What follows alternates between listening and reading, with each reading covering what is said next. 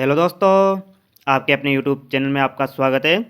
आज हम आपको इलेक्ट्रिशियन थ्योरी के महत्वपूर्ण प्रश्न करवाएंगे जो कि प्रीवियस एग्जाम में पूछे गए थे। वीडियो को बिना स्किप किए लास्ट तक जरूर देखना तथा लास्ट में आपको बताना है कि वीडियो आपको कैसी लगी। बिना देरी के हम अपनी क्लास को स्टार्ट करते हैं। आज का हमारा पहला क्वेश्चन है जो एग्जाम में पूछा गया था। यदि किसी दिए गए यदि किसी दी गई लंबाई की धातु के तार का क्षेत्रफल 2 गुना कर दिया जाता है तो इसके प्रतिरोध पर क्या प्रभाव पड़ेगा, आपको बताना है। यदि दिए गए लंबाई की धातु के तार के क्षेत्रफल को 2 गुना कर दें तो इसका प्रतिरोध का मान क्या होगा, तो इसका राइट आंसर का ऑप्शन बी, यह आधा हो जाएगा। क्योंकि प्रतिरोध आर बराबर होता है रो इंटू एल अपॉन ए होता है, तो यह क्षेत्रफल के व्युत्क्रमानुपाती होता है। तो यदि हम क्षेत्रफल को 2 गुना करेंगे तो इसके प्रतिरोध का मान आधा हो जाएगा। अगले क्वेश्चन के आगे बढ़ते हैं। अगला क्वेश्चन हमारा जो एग्जाम में पूछा गया था, निम्नलिखित में से किस पदार्थ की विद्युत चालकता सर्वाधिक है, आपको बताना है। निम्नलिखित में से किस पदार्थ की विद्युत चालकता सर्वाधिक होती है, तो इसका राइट आंसर होगा ऑप्शन डी, चांदी। चांदी की चालकता सबसे अधिक होती है। अगले क्वेश्चन के आगे बढ़ते हैं। अगला क्वेश्चन हमारा जो एग्जाम में पूछा गया था, बहुत इंपॉर्टेंट क्वेश्चन है, आपको वीडियो में लास्ट तक जरूर देखना है। चालकत्व या कंडक्टेंस का व्युत्क्रम क्या है, आपको बताना है चालकत्व का व्युत्क्रम क्या होता है, तो इसका राइट आंसर होगा ऑप्शन सी, प्रतिरोध। चालकत्व जो कि प्रतिरोध का व्युत्क्रम होता है, आपको ध्यान रखना है। अगला क्वेश्चन हमारा जो एग्जाम में पूछा गया था, मशीनरी से स्टैटिक बिजली को हटाने का सर्वोत्तम तरीका क्या है, आपको बताना है। मशीनरी से स्टैटिक बिजली को हटाने का सर्वोत्तम तरीका क्या है, इसका राइट आंसर का ऑप्शन है फ्रेम रॉड को ग्राउंड करके हम इसे हटा सकते हैं। अगला क्वेश्चन है हमारा जो एग्जाम में पूछा गया था, नाइक्रोम के तार में होने के कारण इसे तापन तत्व के रूप में उपयोग किया जाता है, आपको बताना है नाइक्रोम के तार में क्या होता है जिसके कारण इसे तापन तत्व के रूप में प्रयोग किया जाता है, तो इसका राइट आंसर होगा ऑप्शन सी, उच्च विशिष्ट प्रतिरोध। नाइक्रोम का उच्च विशिष्ट प्रतिरोध होता है जिसके कारण इसे तापन तत्व के रूप में उपयोग किया जाता है। अगला क्वेश्चन हमारा जो एग्जाम में पूछा गया था, 8 माइक्रोफेरड, 16 माइक्रोफेरड, 32 माइक्रोफेरड तथा 64 माइक्रोफेरड धारिता वाले 4 कैपेसिटर जो कि समांतर क्रम में जुड़े हैं, तो परिणाम धारिता क्या होगी, इसका राइट आंसर होगा ऑप्शन डी, 120 माइक्रोफेरड। तो इसकी धारिता होगी 120 माइक्रोफेरड होती है, क्योंकि समांतर क्रम में संधारित्र का मान होता है total C1 plus C2 plus C3, ये समांतर क्रम में होता है, तो इनको कुल जोड़ने पर इसका मान आ जाएगा 120 माइक्रोफेरड इसकी धारिता होगी।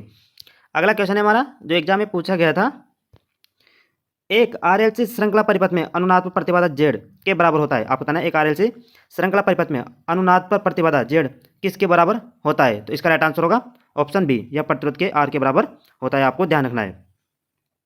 अगले क्वेश्चन की ओर आगे बढ़ते हैं जो एग्जाम में पूछा गया था, ट्रांसफार्मर के इर्द गिर्द इलेक्ट्रिक हम या हमिंग मुख्यतः की वजह से उत्पन्न होती है, आपको बताना ट्रांसफार्मर के इर्द गिर्द हमिंग या इलेक्ट्रिक हम किसकी वजह से उत्पन्न होती है, तो इसका राइट आंसर होगा ऑप्शन सी, चुंबकीय प्रेरण या मैग्नेटोट्रैक्शन या चुंबकीय विरूपण के कारण हमिंग उत्पन्न होती है। अगला क्वेश्चन हमारा जो एग्जाम में पूछा गया था, निम्नलिखित में से कौन सा हार्ड सोल्डर है, आपको बताना है हार्ड सोल्डर जो कि किसके द्वारा बनाया जाता है, तो इसका राइट आंसर होगा ऑप्शन डी, तांबा व चांदी हार्ड सोल्डर से मिलकर बना होता है, ये तांबा और चांदी से मिलकर बना होता है। हमारा अगला क्वेश्चन है जो एग्जाम में पूछा गया था, एक रेजिस्टेंस स्टार्ट मोटर के स्टार्टअप के दौरान सेंट्रीफ्यूगल स्विच हैं जब तक कि मोटर की गति न पकड़ ले, आपको बताना है सेंट्रीफ्यूगल स्विच जो कि कितनी गति पकड़ने के बाद में बंद हो जाता है, तो इसका राइट आंसर होगा ऑप्शन ए, बंद हो जाता है यदि स्टार्टिंग वाइंडिंग केवल तब तक कनेक्ट किए रहते हैं, इसका राइट आंसर होगा ऑप्शन ए। एक रेजिस्टेंस स्टार्ट मोटर में स्टार्टअप के दौरान सेंट्रीफ्यूगल स्विच बंद हो जाता है और स्टार्टिंग वाइंडिंग को केवल तब तक कनेक्ट लिए रहता है जब तक कि मोटर गति न पकड़ ले, option A is the right answer. अगले क्वेश्चन के आगे बढ़ते हैं। अगला क्वेश्चन जो एग्जाम में पूछा गया था, अगला क्वेश्चन है हमारा, शेडेड पोल मोटर में सेंडिंग कोयल किस लिए प्रदान किए जाते हैं, आपको बताना है शेडेड पोल मोटर में सेंडिंग कोयल होती है वह किसके लिए प्रदान की जाती है, तो इसका राइट आंसर का ऑप्शन सी, घूर्णी चुंबकीय क्षेत्र उत्पन्न करने के लिए शेडेड पोल में सेंडिंग कोयल स्थापित की जाती है। अगला क्वेश्चन हमारा जो एग्जाम में पूछा गया था, निम्नलिखित में से किस अनुप्रयोग में डीसी श्रृंखला मोटर की आवश्यकता होती है, आपको बताना है डीसी सीरीज मोटर की आवश्यकता किसमें होती है, तो इसका राइट आंसर का ऑप्शन सी, इलेक्ट्रिक ट्रैक्शन के लिए डीसी सीरीज मोटर की आवश्यकता होती है। अगले क्वेश्चन के आगे बढ़ते हैं। अगला क्वेश्चन हमारा जो एग्जाम में पूछा गया था, फ्लोरोसेंट ट्यूबलाइट के किस घटक का उपयोग बर्तन स्टार्टिंग के समय वोल्टेज और सर्च प्राप्त करने के लिए किया जाता है, आपको बताना है फ्लोरोसेंट ट्यूब ये किस घटक का उपयोग स्टार्टिंग के समय वोल्टेज सर्च करने के लिए किया जाता है, तो इसका राइट आंसर का ऑप्शन बी, चौक। इसमें चौक का प्रयोग किया जाता है, option B is the right answer. अगले क्वेश्चन की ओर आगे बढ़ते हैं। अगला क्वेश्चन हमारा जो एग्जाम में पूछा गया था, निम्नलिखित में से कौन सा कथन श्रेणी और समांतर दोनों प्रकार के डीसी परिपथों के लिए सत्य है? आपको बताना है निम्नलिखित में से कौन सा कथन श्रेणी और समांतर दोनों प्रकार के डीसी परिपथों के लिए सत्य है? ऑप्शन 1 प्रतिरोध योगात्मक होती है, धारा योगात्मक होती है, वोल्टेज योगात्मक होता है। ऑप्शन डी पावर योगात्मक होता है। ऑप्शन ई धारा और वोल्टेज दोनों योगात्मक होता है। तो आपको बताना है इसका राइट आंसर क्या होगा। तो इसका राइट आंसर होगा ऑप्शन डी पावर योगात्मक होती है। Option D is the right answer. अगले क्वेश्चन की ओर आगे बढ़ते हैं। अगला क्वेश्चन हमारे जो एग्जाम में पूछा गया था, कोई डीसी मशीन की गति को का उपयोग करके मापा जाता है? आपको बताना है कोई डीसी मशीन की गति को किसका उपयोग करके मापा जाता है? तो इसका राइट आंसर होगा option C tachometer. DC machine को गति हम टेकोमीटर के द्वारा मापते हैं। बहुत इंपॉर्टेंट क्वेश्चन है, आपको ध्यान रखना है। अगले क्वेश्चन की ओर आगे बढ़ते हैं। अगला क्वेश्चन हमारा जो एग्जाम में पूछा गया था, लघुपतित संचरण लाइन के लिए परावर्तन गुणांक का मान क्या होता है? आपको बताना है लघुपतित संचरण लाइन के लिए परावर्तन गुणांक का मान क्या होता है? तो इसका राइट आंसर होगा ऑप्शन बी -1। लघुपतित संचरण लाइन के लिए परावर्तन गुणांक का मान -1 होता है। बहुत ही इंपॉर्टेंट क्वेश्चन है, आपको ध्यान रखना है। अगले क्वेश्चन की ओर आगे बढ़ते हैं। अगला क्वेश्चन हमारा जो एग्जाम में पूछा गया था, निम्नलिखित में से कौन सा पदार्थ इलेक्ट्रॉनों को उसी से होकर प्रवाहित नहीं होने देता है? आपको बताना है निम्नलिखित में से कौन सा पदार्थ इलेक्ट्रॉनों को उसी से होकर प्रवाहित नहीं होने देता है? तो इसका राइट आंसर होगा ऑप्शन ई विकल्पों में सभी। पोर्सलिन, कांच, बेकेलाइट और अभ्रक, इनमें इलेक्ट्रॉन प्रवाहित नहीं होते हैं, इसलिए इसका राइट आंसर हो जाएगा ऑप्शन ई।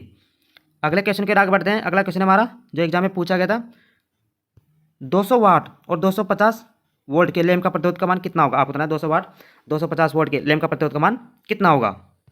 इसका राइट आंसर होगा option D 312.5 ohm is the right answer. क्योंकि आर बराबर होता है वी स्क्वायर अपॉन पी, तो वी का मान दे रखा है 250, तो 250 इंटू 250 अपॉन और पी का मान दे रखा है 200 वाट, तो इसको हल करने पर इसका राइट आंसर हो जाएगा option D 312.5 ohm. Option D is the right answer. अगले क्वेश्चन की ओर आगे बढ़ते हैं। अगला क्वेश्चन हमारा जो एग्जाम में पूछा गया था, फ्यूज तार की धारा वहन क्षमता इसकी पर निर्भर करती है? आपको बताना है फ्यूज तार की धारा वहन क्षमता किस पर निर्भर करती है? इसका राइट आंसर होगा ऑप्शन ई विकल्पों में से सभी। फ्यूज तार की धारा वहन क्षमता जो कि अनुप्रस्थ काट क्षेत्रफल, विमा, पदार्थ तथा तापमान सभी पर निर्भर करती है। Option A is the right answer. अगले क्वेश्चन के आगे बढ़ते हैं। अगला क्वेश्चन हमारा जो एग्जाम में पूछा गया था, बहुत इंपॉर्टेंट क्वेश्चन है।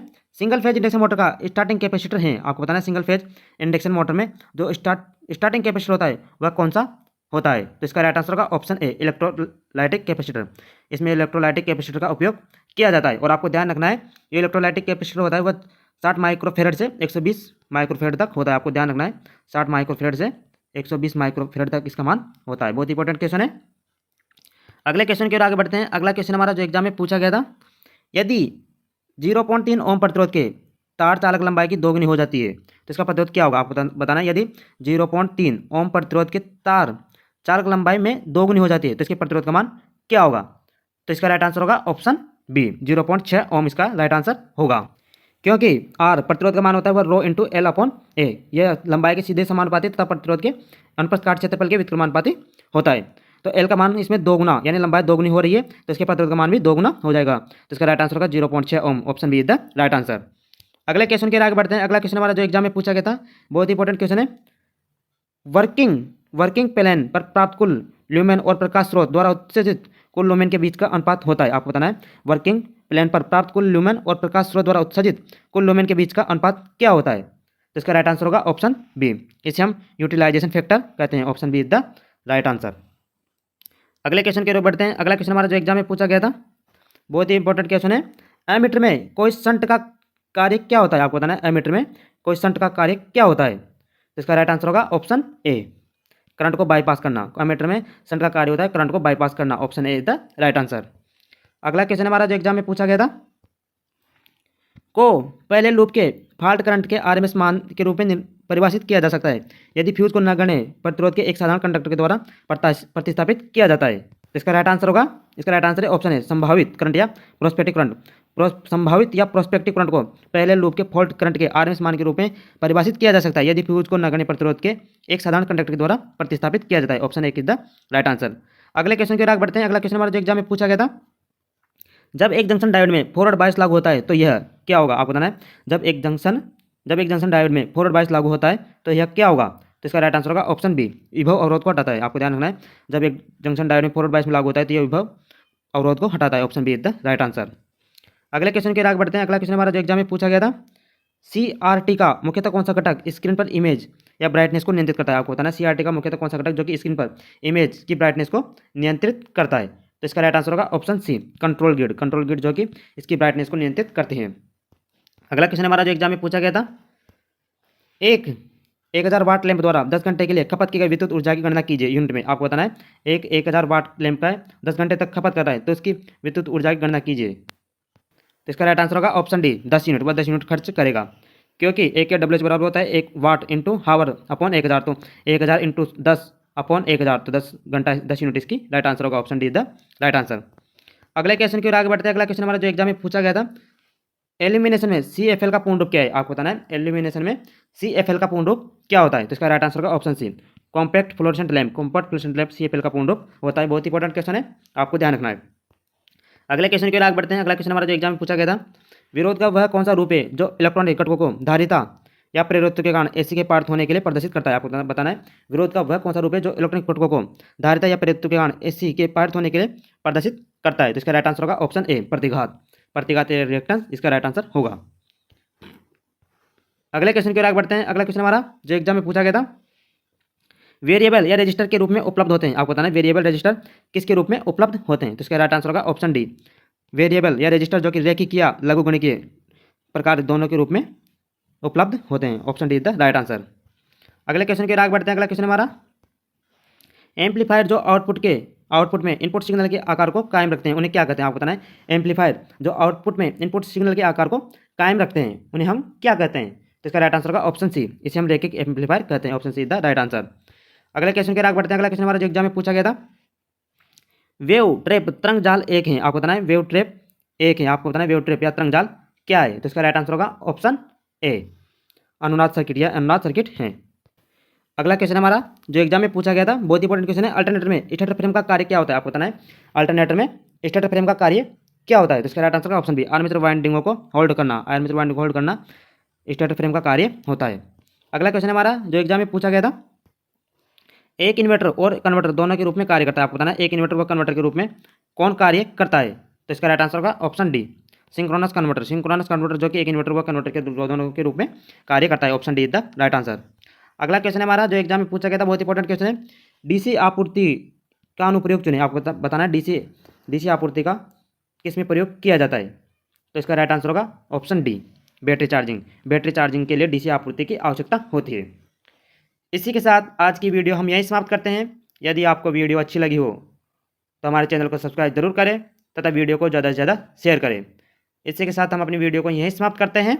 धन्यवाद।